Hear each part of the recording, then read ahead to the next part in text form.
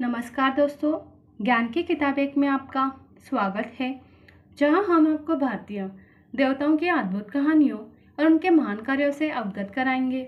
हमारे चैनल पर आप पाएंगे प्राचीन देवताओं की जीवन कथाएं और उनका महत्व, धार्मिक कथाओं का गहरा विश्लेषण, पूजा विधियां और धार्मिक अनुष्ठान।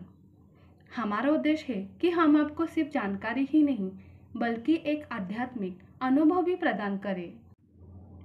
अगर आप भारतीय पौराणिक कथाओं और देवताओं में रुचि रखते हैं तो हमारे चैनल को लाइक करें, शेयर करें, कमेंट करें और सब्सक्राइब करें और हमारे साथ इस दिव्य यात्रा में शामिल हो। धन्यवाद।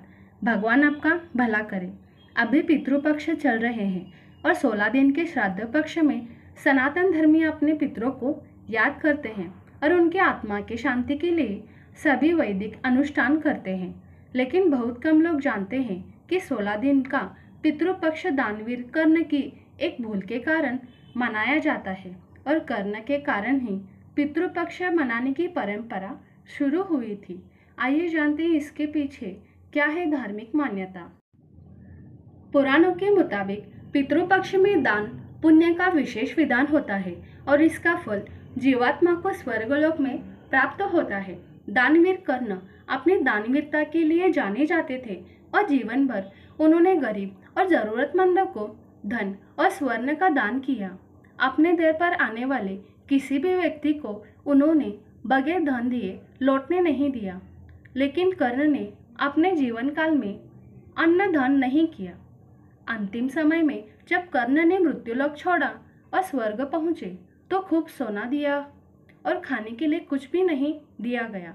कर्ण ने जब भगवान इंद्र से इसका कारण पूछा तो देवराज इंद्र ने बताया कि उन्होंने जीवन भर सोना ही दान किया है और पितरों की आत्मा की शांति के लिए कभी अन्न दान नहीं किया, इसलिए उन्हें अन्न नहीं दिया गया।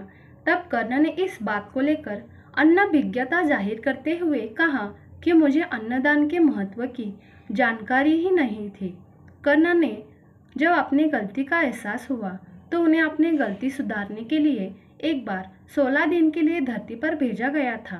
इस 16 दिनों में कर्ण ने अपने पूर्वजों को याद करते हुए तर्पण किया और भूखे और गरीबों को अन्नदान किया। फिर स्वर्गलोक चले गए।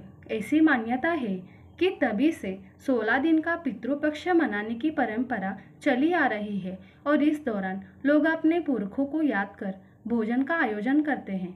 साथ ही इस बात का भी ध्यान रखना चाहिए कि पितृपक्ष के दौरान यदि कोई भी भिक्षा मांगने आए तो उन्हें खाली हाथ नहीं भेजना चाहिए।